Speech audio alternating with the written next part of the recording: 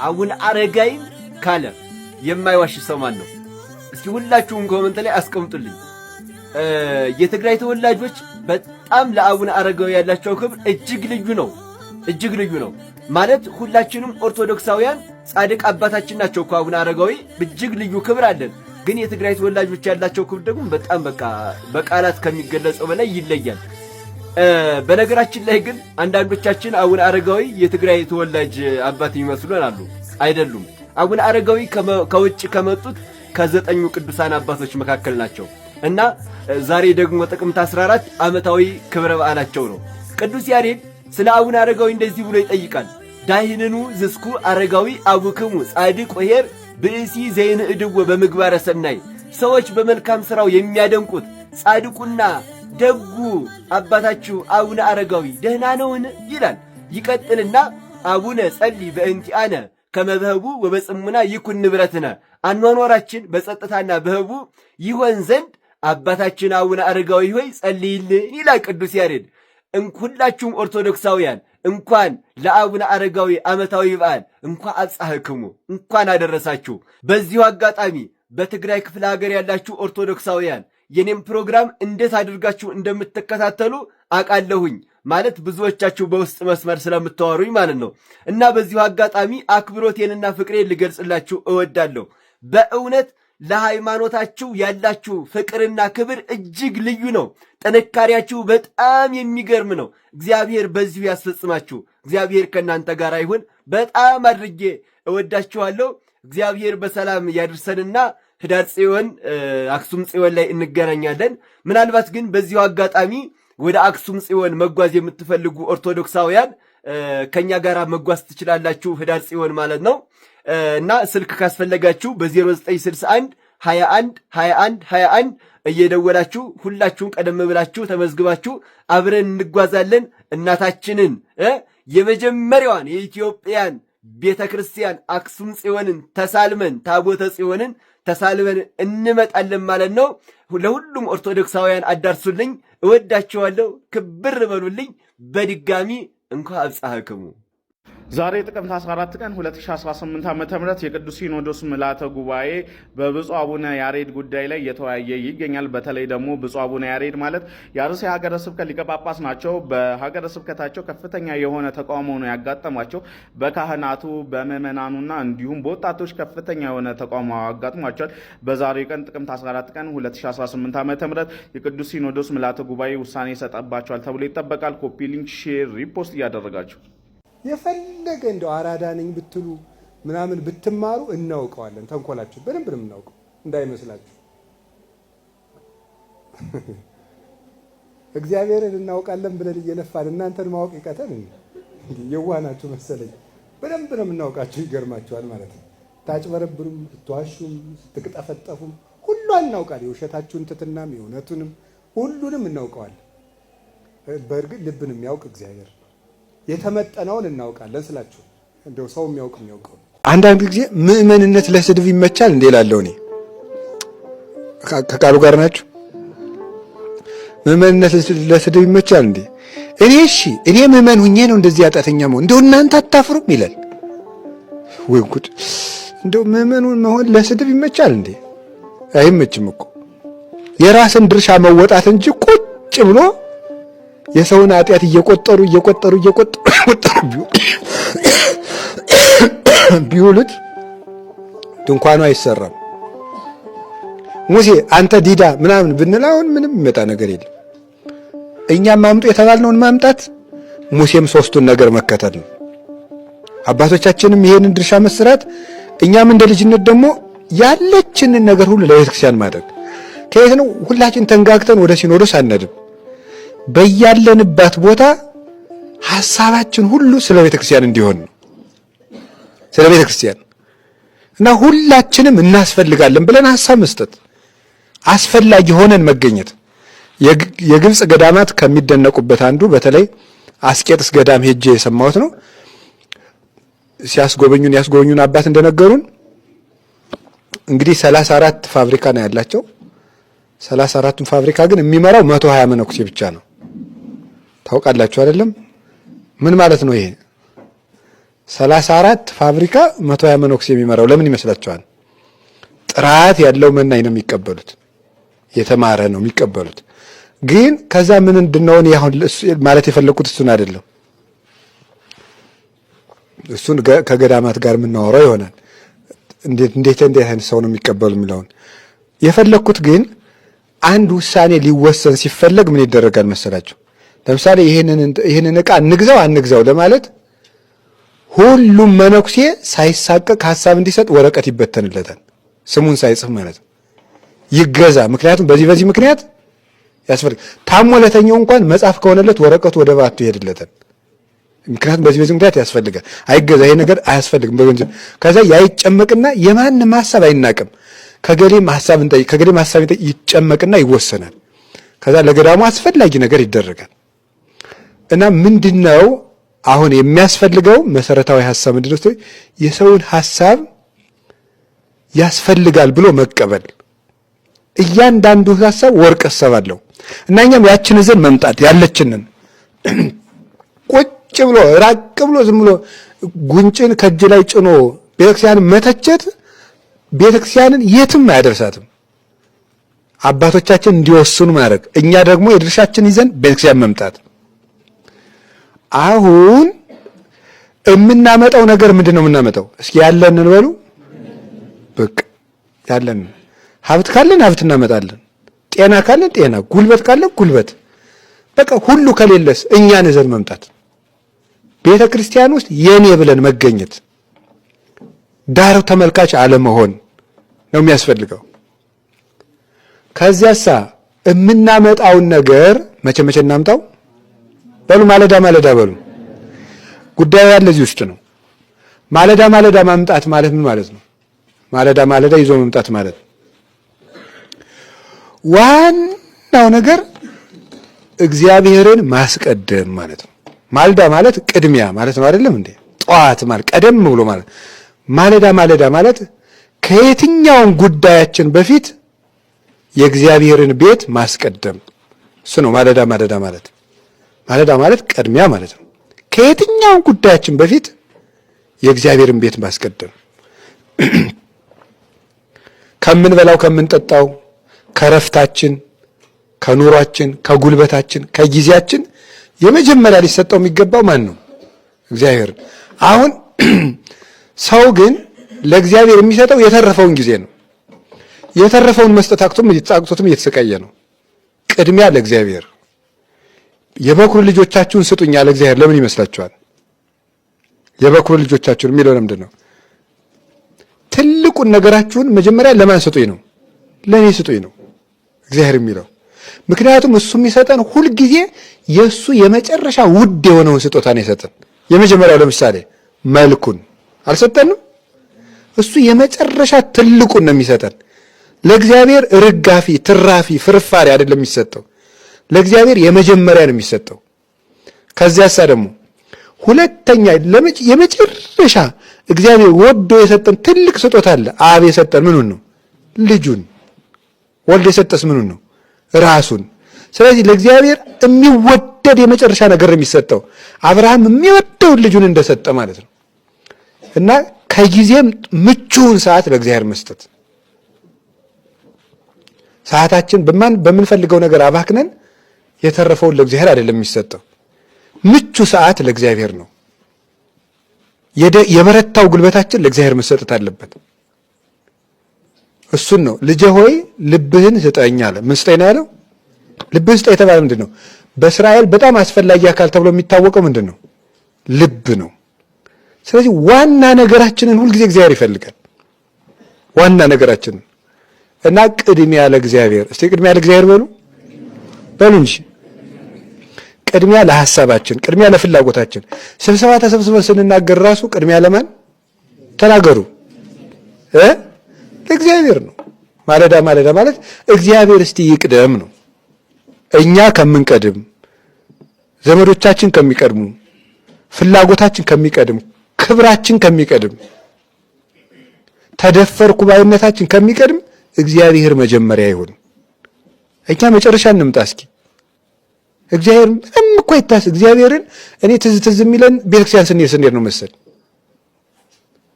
የሆነ ውይይት ስናደርግ የሆነ ነገር ስናደርግ ውሳኔ ስንወስን እንደውም አንተ ዝብሎት ኧረ እግዚአብሔር ተብሎ ቢጠራ ራሱ እሱን ተወቀ የኋላ እንነጋገራለን።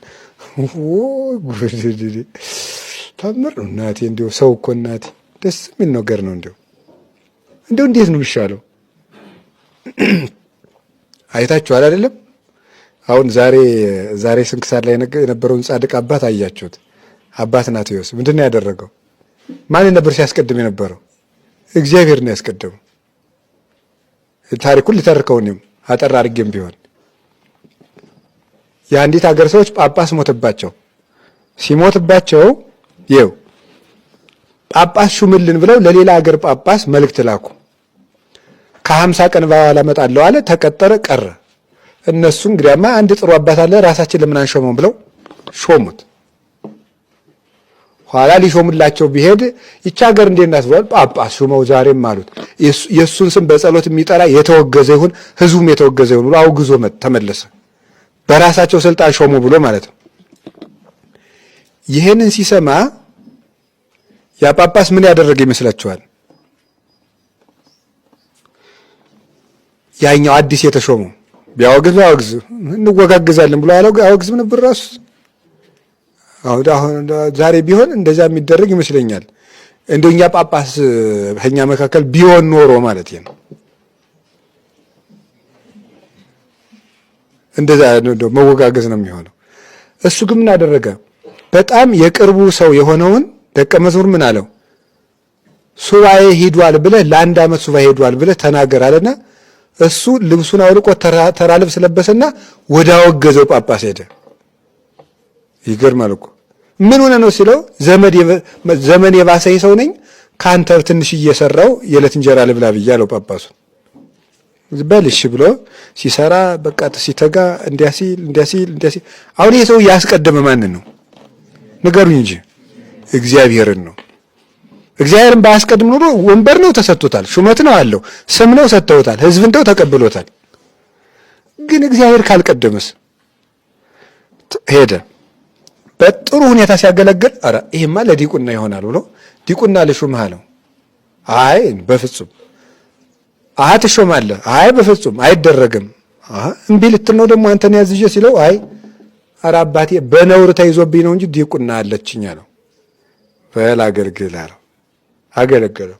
ሲያገለግል እግዚአብሔር እኮ የሚሰራው ስራ ሲያገለግል አንደኛ ይኸውላችሁ ሰውየው ቅን መሆኑ ብቻ ሳይሆን ደግሞ ያለ በቅንነት ሰዎች አስገድደው ጵጵስና ስለሰጡት እግዚአብሔር ደግሞ ቅንነቱን አይቶ በምን ጳጳስ እንዲሆን ፈለገ? በእውነት እንዲሆን ፈለገ። ያለ ቀኖና መሆን ስላልነበረበት ማለት ነው። ከዛ ምን አደረገ? ሲያገለግል ቅስና ልሹምህ አለው። አልሆንም፣ እኔ ለዚህ ክብር አልበቃም። ተው። መጨረሻ ላይ ሲያስገድደው ኧረ አባቴ በነውር ተይዞብኝ ነው እንጂ ቅስና አለኝ አለው። ቀስ ደግሞ ቅስናው ተገለጠ። በሱ ሲያገለግል ጳጳስ ሁን አለው። አልሆንም ሆነ። ሲከራከረው መጨረሻ እኔ እኮ አባት ናቴዎስ ነኝ እንደዚህ ያረከኝ ብሎ በቃ አንተ ትልቁ ሰው አንተ አይደለም በመንበር መቀመጥ ይገባ። እሱ በቅሎውን እየሳበ እሱም በበቅሎ አድርጎ በራሱ በቅሎ እየሳበ ወስዶ አስረክባቸው። ይሄንን የሚያደርግ ማን ነው? እግዚአብሔርን ማስቀደም ነው። እግዚአብሔርን ባያስቀድም ኖሮ ግን ሹመቱን ሹመት አድርጎ ያም ሲያወግዘው ያም እያወገዘ ይኖር ነበር። እግዚአብሔር መቅደም አለበት።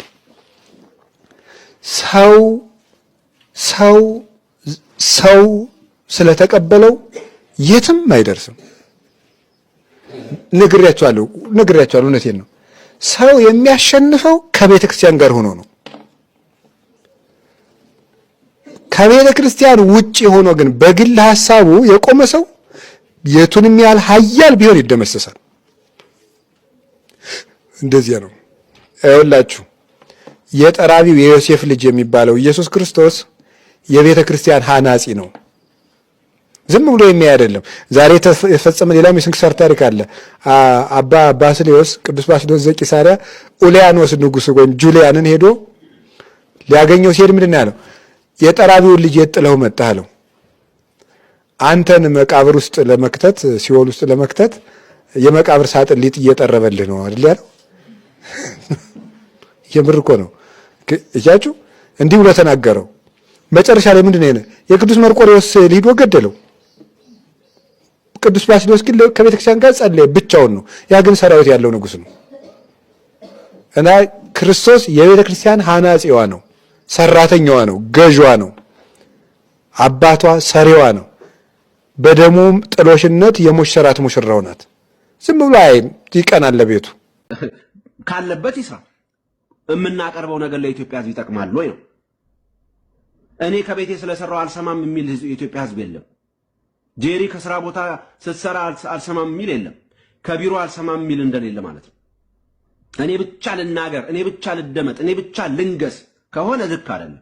መነሻዎቹን ወደፊት አነሳቸዋለሁ። ለምን ይሄ ነገር መጣ? በጣም በቃ አስገራሚ ነገር ነው እየሆነ ያለው። ጄሪ በጣም አዝናለሁ፣ እውነት በጣም አዝናለሁ። እኔ አንድ ነገር ልናገር፣ እኔና ጄሪ ባለፉት 8 ወራት ተነጋግረን አናውቅም። ተፋክት ነው የምናገረው። 8-9 ወራት ተነጋግረን አናውቅም። የተለያዩ ምክንያቶች አሉ። አግኝቻት አላውቅም። ሄጄ ስለማላውቅ ቢሮ አግኝቻት አላውቅም። 1-2 ጊዜ ነው የሄድኩት ባለፉት 8-9 ወራት። ግን እውነት ከሆነ ከየትኛውም ጋር ነው የምንቆመው። አሁን ትላንትና አልተነጋገርንምና ዛሬ እኔና ጄሪ እንጣላ ምናምን አይደለም። ትላንትና ነው፣ ዛሬ ደግሞ ዛሬ ነው። ዛሬ ባለው ሁኔታ ነው ምን መዝ ነው። ዛሬ ጌጥዬ ጄሪ አፈወርቅ ታፍነዋል። ይህንን መታፈን ለኢትዮጵያ እታገላለሁ የሚል ድርጅት እታገላለሁ የሚል ሰው ሲያፍን ማየት ነውር ነው፣ በጣም ነውር ነው። ጋዜጠኝነት ቢቀር ይሻላል ጋዜጠኛ ከሚታፈን። ከዚህ በላይ ስሜታዊ መሆን አልፈልግም። አሁንም ቦርዱ የሚሰማ ከሆነ አንድ ሰው ብቻ የሚንቀሳቀስበትና አንድ ሰው ብቻ ደብዳቤ የሚጽፍበት ቤት እንዳይሆን። አሁንም ደብዳቤ ጽፈናል። የጻፍነው ምንድነው? በስነ ስርዓት አሁንም ምላሽ እንዲሰጡን እንፈልጋለን። የጻፍነው ሪሙቫል ነው።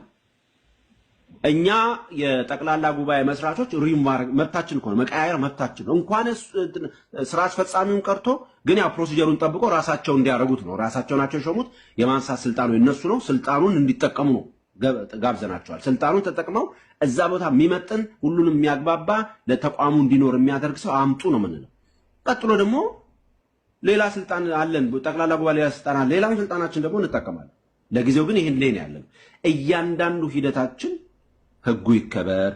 ኢየሩስ በአደባባይ እዮ መሌ እያለች ነበር። ምን ነው እኔ እናት ነው ሀብታሙ እንዲደረጋል። የገዛ ባሏን ትታ ካንተ ጋር ሆና እንደዚህ ታደርጋል? ነውር አይደለም? እንዲደረጋል። ሲያስቁ ግን ዶክሌዎች በአደባባይ እንደዚህ ለሃጫቸውን እያዝረበረቡ መጡ። ተሸክሜህ ነበረ አለች። ይዋት እስቲ መብት ያለ መስሎ ከሆነ ተሳስተሃል። ተሸክሜያቸዋለሁ ምትል ከሆነ አልተሸከምክም። እኛ ነን የተሸከምነው። እርግጠኛ ነገር ተሸክመን እኔ ኖር ነው። ያው እንደሰማችሁ ተሸክመን ነበረ። ሀብታሙንም ያክል ሰው ተሸክመሽ ነበር። እኔ ግራ ገባኝ ስታወራ ማለት ነው። ምንድነው እቺ ሴትዮ ስለ ሀብታሙ እያለኝ ነው ስለ ኤዲ አሚን ዳዳ ነው የምታወራው አልኩኝ። ጨቁኗቸው ነበር ጀለስ ደቁሷቸው ምናምን በቃ አላስወራቸው ብሎ ነበር። አላስተነፍስ ተሸክሜ ነበረ ምናምን አለች። አሳዝናል። እንደዚህ አይደረግም። ግን እኔ በጣም ነው ያሳዝነችኝ፣ በጣም ነው ያሳዝነችኝ እያልኩ ልሳቅ እንጂ ሌላ ምን እላለሁ? እነዚህ ናቸው አሁን ለአራት አንድ ሚዲያ ይዘው መምራት መቆየት የማይችሉ ሰዎች ታሪካዊ ጉዳይ ምናምን እያሉ ሀገር እየመሩ ስንትና ስንት ሚሊዮን ህዝብ እየመሩ ያሉ ሰዎችን መገምገም የሚያምራቸው። ኧረ እባካችሁ እሺ አትሉማ? እሺ ትላላችሁ? ኢየሩስ አልተኛም ነበር 4 ሰዓት ነበር ብቻ የምተኛው ምናምን ስትል ነበር። ኢትዮ 360 ከተቋቋመ እኔ 4 ሰዓት ድፍን የተኛውበትን ጊዜ አላስታውስም። ምስኪን ኢየሩስ አሁን እዚህ መጥቶ ማለት እንደዚህ ማለት አሃ ለማለት ነው ማተኛው። ፊዚክስ ምናምን የሆነ ኳንተም ፊዚክስ ምናምን ኒውክሌር የምታብላላ ነው ይመስለው። አልተኛም ነበር ስትል ምንም እኮ አትሰራ። ትመጣለች። አሁን የምትከሰውን ሰውዬ ጥያቄ ጠይቀዋለች። እሱ ለ45 ደቂቃ ያብራራል። ከዛ ኢየሩስ አሃ ልክ ነው አገዛዙ ባዴን አገዛዙ ያልኩት ትላለች። በቃ ለዚህ ነው 4 ሰዓት ብቻ የምተኝው። ኧረ ግፍ ነው። ሀብታሙ እንዲያደረገ ምን አለ ለማለት ብተኛ ምን አለ? አክቹዋሊ ሀብታሙ እኮ ምንም የረባ ነገር አያወራ። 45 ደቂቃ ቡቡ ዜላውን ይነፋል። እሷ ቁጭ ብላ ትላለች። አዲስ የሥራ መስክ ግን ለህዝብ አስታውቃለች። ጭንቅላት መነቅነቅና የሚባል ሚዲያ ላይ ይካደማል እንዴ?